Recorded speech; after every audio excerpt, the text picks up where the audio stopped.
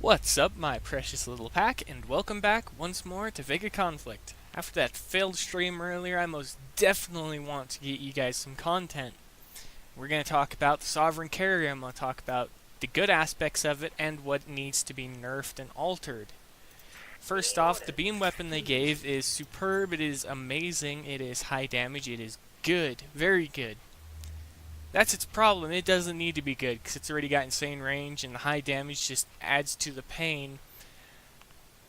I think that it should be allowed to keep its high damage output, but it needs to take a longer charge up time so it can't fire as quickly. I think it needs to have a greatly increased charge up time of, let's say, double or triple however long it takes now to fire, and that will allow targets to close in and actually be allowed to fight the carrier before it destroys them. And yes, that's what it does. It destroys targets.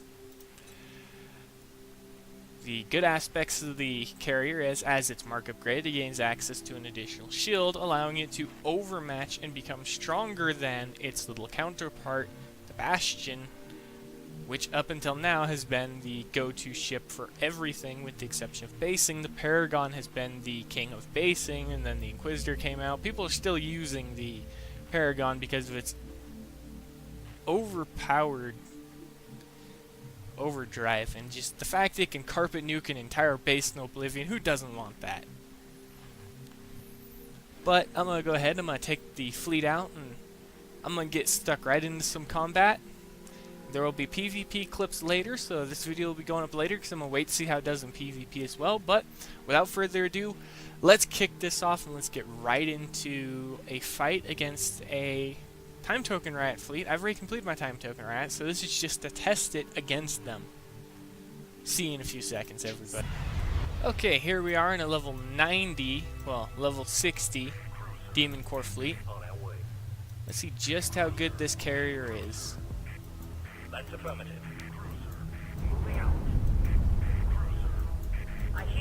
before anybody has a chance to ask what I'm doing, I'm moving my formation of my ships so I can actually use the strafing ability of the ships that I already know how to use to their full advantage.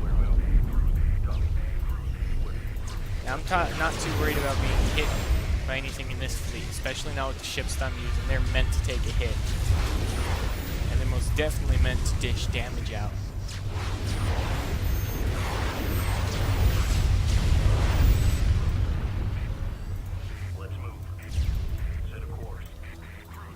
The reason I don't have any other ships in with this fleet, they're not needed.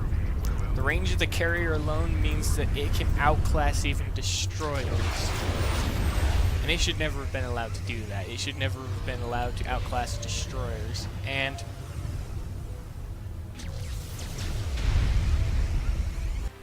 for my secondary fleet, they always get free repair time. All the time. Ready for orders. So is the fleet going to be free repair time for doing that? Fleet. Yes, free repair time by 1 second. So the other one is still more efficient at taking under 30 seconds per fight. However, that carrier is most definitely dangerous and very efficient. Let's go out once again. Let's get stuck in another high-level combat. But this time I'm going to turn around, I'm going to run away from the target, and I'm going to see how efficient it is. Big, slow, and dumb battleships make up a vast chunk of the superiority of the vast majority of groups that we fight in game. Let's see how well they fare against a carrier that is not a carrier but instead a dreadnought. And again, I call this ship a dreadnought primarily because that's exactly what it is. It is a dreadnought. It tears everything to pieces. It's got insanely high damage output. It's just a beastly ship that no one can contest. Unless you have the same ship but mark upgrade with the bigger weaponry. First target just came into range and gone.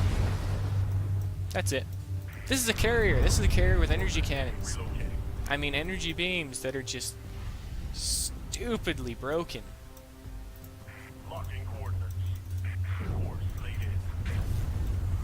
Gone. Okay, I'm gonna rename the Sovereign Carrier. It's no longer the Sovereign Carrier, it's called the Deleter. Its sole job is deleting anything that opposes it. If it sneezes on you, you're gone. If it does anything in your general direction, you're gone. If it so much as looks at you or even faces you, you're gone. No matter what it does, you're gone.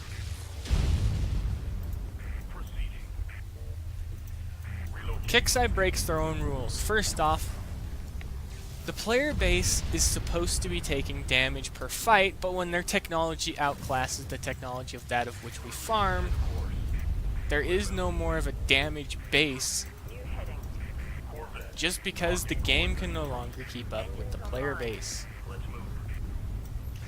In this case, they've built a carrier so broken and overpowered in comparison to the previous carriers that all have been broken and overpowered in their own ways until you get the carrier, that it's hilarious how sad it is. Moving out. Engines online. New heading. And the reason I pulled the fleet together to deal with this ship is primarily because of how weak it is. New heading. Well, how weak it is at countering squadrons. It shoots one at a time, which is the first one it shoots. New heading. However, the rest of the squad that I have will just tear them to pieces. Just like that. Plotting course. And ion cannon away, and that's gone. It's the greatest joke I've ever seen in VEGA conflict. Everybody, that is the sovereign carrier, or as I'm going to classify it, since it is not a carrier, the destroyer, or the dreadnought. Because it has health, it has armor, and now it's got guns. Kixai, just rename this new carrier, change it from the sovereign carrier to the sovereign dreadnought, because that's exactly what you've created. Instead, replace its hangar bays and give it just actual weapon slots, or unique slots for its weapons, and make it so that the cyclotron beam is only usable for it, and give it other weapons as well, because you already broke the game enough. Why not just go overboard and give us a dreadnought, which is exactly what this thing is. Can it take a beating? You pump it up, and I'm pretty sure it can do more than take a beat. I'm pretty sure you could punch it in the face. It would go down for half a second, come back up, and break your face. And I don't mean that you would go down the way it did. It would put its fist into your head and throw you all across the world. And yeah, it would mess your world up.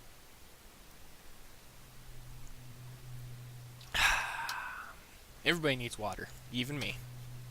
But my thoughts on the Sovereign Carrier for the time that I've had it thus far today: I can't wait to see it in PvP. I can't wait to use it in PvP. And I definitely cannot wait again for the upcoming downtime tonight that will introduce us to these new guys. The new ship, yes. The Blackguard Cruiser and the Prophet Flagship.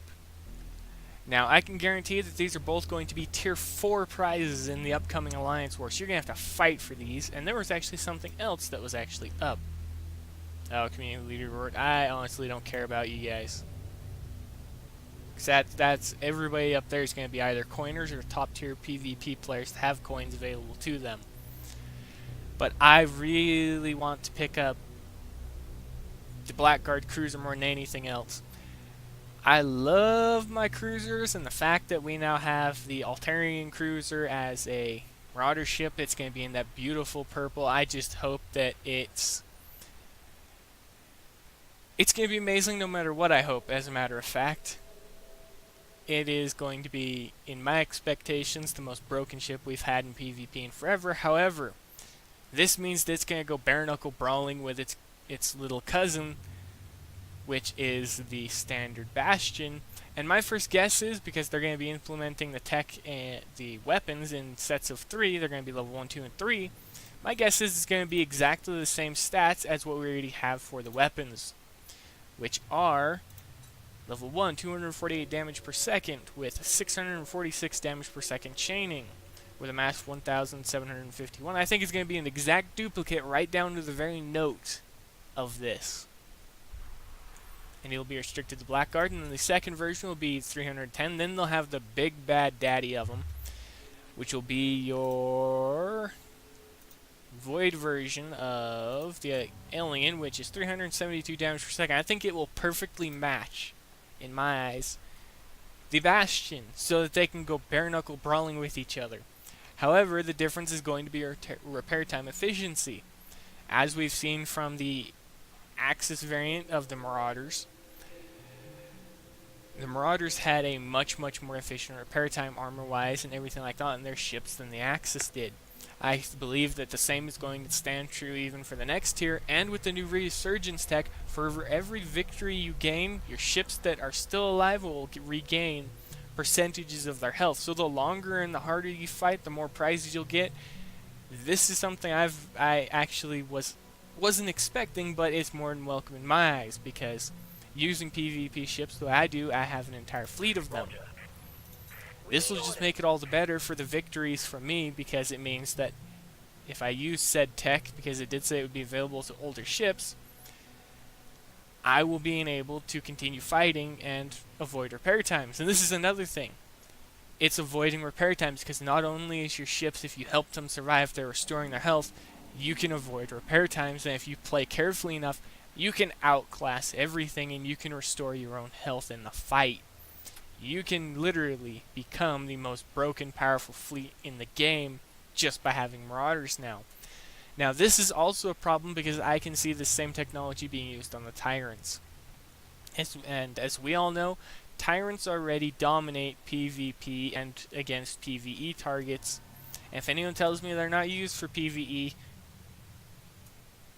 well, true, they're not, but they can be, and I've done it myself. But the fact that in PvP, for every victory, they'll be able to restore a large chunk of their health. It'll make it so that the longer they fight, the more health they regenerate. You can effectively keep them at 100% health per fight, no matter what you do. I believe that technology, I actually have something better than that. The Tyrant should never have been allowed to equip Scourge fuel because the standard suppressor is not enabled to equip Purian fuel. So there should have been a barrier there to keep it, but if Kixeye is going to be doing this, Kixeye, I would highly recommend you unlock the Purian fuel and open it up to both the Scourge and the, not the Scourge, you open up to both the Pegasus and the little brother, which is the suppressor. Because if people are allowed to hit you with a Tyrant with insane range, you should be allowed to counter with a Mark 6 Tyrant, well, not Mark 6 Tyrant, a Mark 6 suppressor or something equivalent with heavy weaponry. Especially Xeno weaponry. But that's going to be it, everybody. I'm going to wait a little while for this video to edit and stuff like that, and I'm going to add a few PvP clips with the carrier if I can get at least one in today before the end of the day. And I'll try and have this video up by the end of today, which is the 17th. But that's going to be it for this video, everybody. The PvP eclipse should roll after this, but I hope you all having a good time in game and whatnot.